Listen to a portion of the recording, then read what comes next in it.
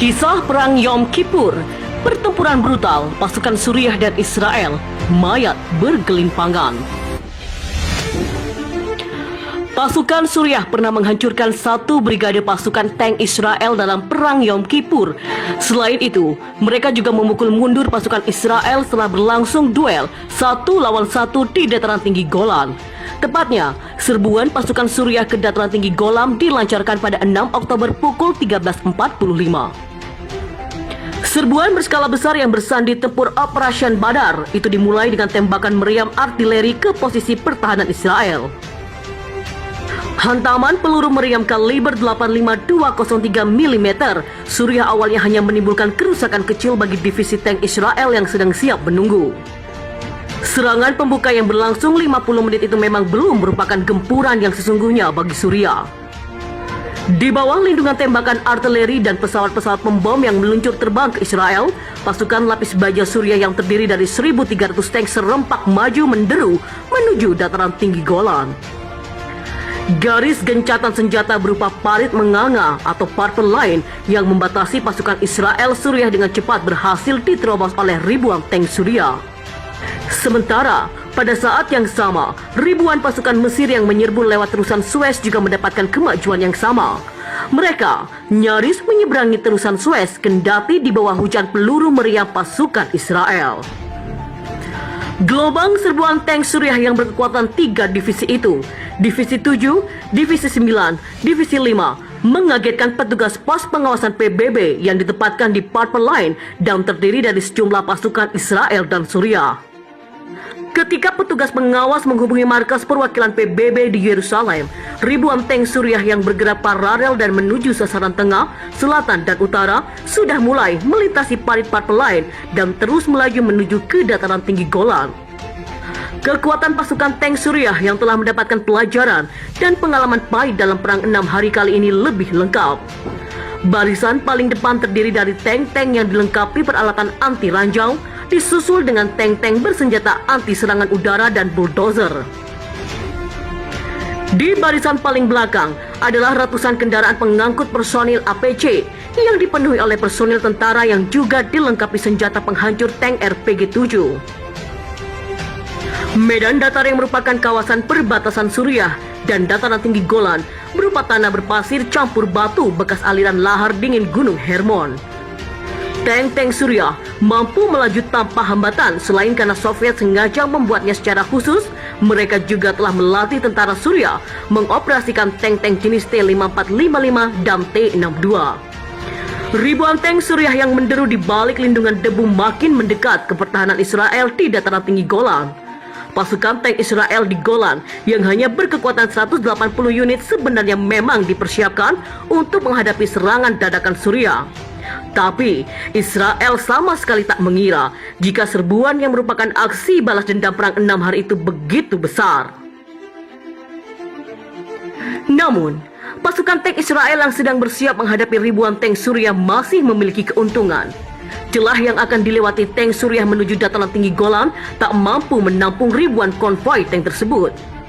Selain itu, sambil menunggu konvoi tank Suriah memasuki jarak tembak 2000 meter, pasukan tank Israel jadi punya waktu untuk mengatur bidikannya. Akurasi bidik awak tank Israel ternyata lebih unggul. Begitu memasuki jarak tembak, tank-tank Centurion Israel mulai memuntahkan peluru mautnya. Sejumlah tank Suriah yang berada di barisan depan terhantam telak dan bangkainya menutup barisan tank di belakangnya. Gerak maju pasukan tank Suriah sempat terhenti karena kendaraan-kendaraan di belakangnya terhalang. Batalion Teknik Suriah berusaha keras menyingkirkan bangkai-bangkai tank dan sejumlah tank anti ranjau secara perlahan mulai bergerak maju. Sementara itu, divisi tank Suriah yang bergerak menuju arah selatan dan utara mulai mendekati lereng Gunung Hermon dan mendekati bukit yang dipertahankan oleh Brigade Tank Israel, Barak Brigade 74 Batalion. Brigade Tank yang dipimpin oleh Letnan Kolonel Yair Nafsi itu lalu memecahkan diri untuk menghadang divisi tank Suriah yang dari segi jumlah tak mungkin dibendung. Bukit Booster yang menjadi tempat strategis bagi Israel untuk mengintai kawasan Suriah itu memang harus dipertahankan mati-matian. Duel tank yang jumlahnya tak sebanding itu pun berlangsung seru. Tapi, karena jumlah tank Israel makin menyusut menjelang petang, pertahanannya pun jebol dan gerak maju tank-tank Suriah menuju dataran tinggi Golan semakin tak terbendung. Dalam pertempuran sengit yang didominasi duel tank itu, pesawat-pesawat tempur Israel sebenarnya turut membantu.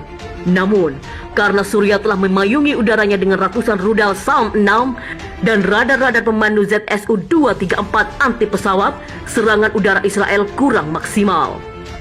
Sejumlah pesawat Skyhawk berhasil ditembak jatuh. Upaya serangan udara dengan terbang rendah juga kurang berhasil, mengingat tank-tank Suriah sudah dilengkapi senjata anti serangan udara. Ketika duel tank mulai menunjukkan keunggulan di pihak Suriah, pasukan Ranger dari Parat-Pur Suriah yang diterjunkan pada sisi utara Gunung Hermon diam-diam bergerak maju.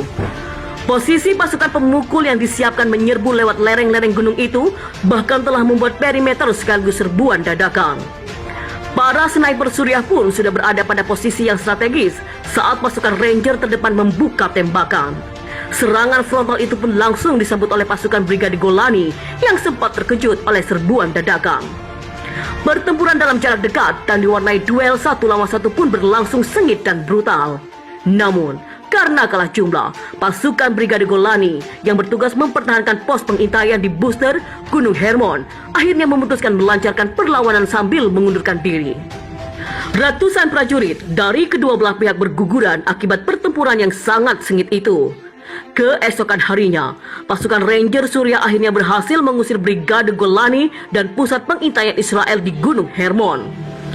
Peralatan canggih buatan Jepang yang selama ini difungsikan untuk mengintai kawasan Suriah akhirnya berhasil disita pasukan Ranger Suriah dan selanjutnya dikirim ke Uni Soviet. Mundurnya pasukan Brigade Golani membuat moral tempur pasukan Suriah meningkat dan kini pasukan infanteri dan tank Suriah terus memberikan tekanan kepada pasukan Israel agar secepatnya hengkang dari Golan dan Gunung Hermon.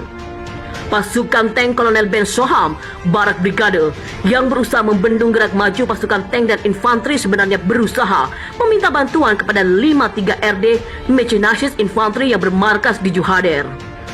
Tapi, komunikasi Ben Soham dan Komandan 53 RD Mechanized Letkol Odet Eres ternyata berhasil disadap Suriah.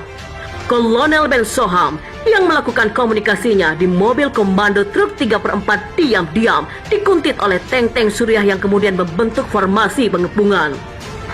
Sisa-sisa pasukan Barak Brigade yang telah mendapatkan suplai senjata dan amunisi kini mulai menyusun lagi kekuatan untuk menahan gempuran pasukan Suriah. Tapi, Kolonel Ben Soham belum tahu jika saat itu sekitar 450 tank Suriah dan pasukan infanteri yang dilengkapi senjata anti-tank RPG-7 telah mengepung serta siap melancarkan hantaman. Gempuran tank Suriah yang sudah dalam formasi mantap mengepung dari arah selatan dan barat dilancarkan pada malam hari. Pilihan gempuran malam itu sengaja dipilih Suriah mengingat tank-tanknya telah dilengkapi teropong malam, sementara tank-tank Barak Brigade harus bertempur seperti orang buta. Pesawat-pesawat tempur Israel yang datang membantu mencoba menembakkan flare, tapi tak cukup membantu. Komandan-komandan tank Israel hanya bisa mengendalikan kilatan api tank Suriah untuk mengarahkan bidikan. Pertempuran sengit yang berlangsung di kawasan yang dikenal sebagai Lembah Tangis atau Valley of Tears itu kendati didominasi oleh superioritas tank dan artileri Suriah hingga pukul 10 malam masih belum mampu menundukkan perlawanan Israel. Pertempuran berlangsung secara brutal dan medan perang diwarnai oleh rongsokan ratusan tank, kendaraan pengangkut dan juga mayat. Tapi pasukan Kolonel Ben Soham dan Letkol Odet yang sudah diberi perintah untuk menggunakan semua potensi yang ada kini benar-benar dalam kondisi terdesak. Untuk membantu, Mayor Jenderal Hofi yang bertanggung jawab atas kawasan Golan bagian selatan mengirim 4 pesawat tempur Skyhawk. Namun, semua pesawat yang datang menyerbu itu berhasil dirontokkan rudal SAM Suriah.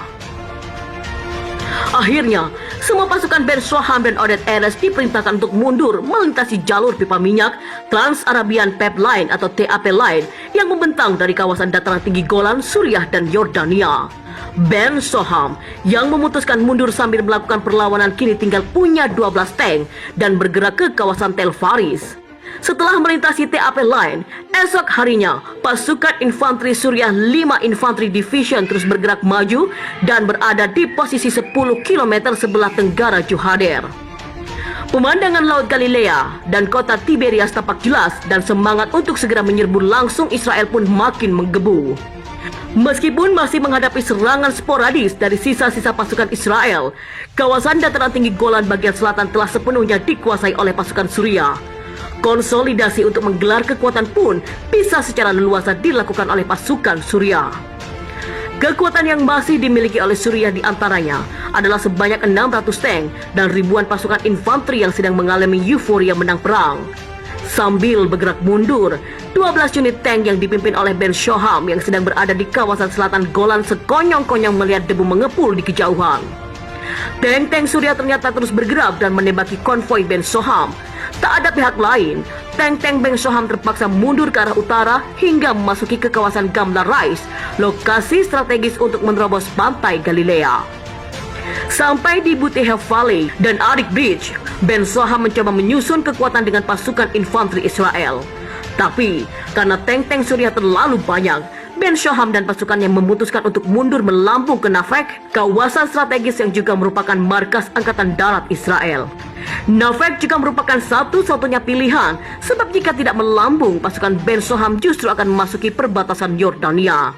Saat pasukan Ben Shoham menuju Nafek, mereka melintasi lagi jalur TAP lain, namun berada posisi yang makin terdesak ke sebelah utara. Di Nafek, sisa pasukan tank Ben Shoham yang tinggal 6 unit lalu memutuskan untuk menghadang 80 tank Suriah. Dalam pertempuran tak seimbang itu, akhirnya Kolonel Ben Shoham tewas tepat pada hari kedua serbuan Suriah ke dataran tinggi Golan.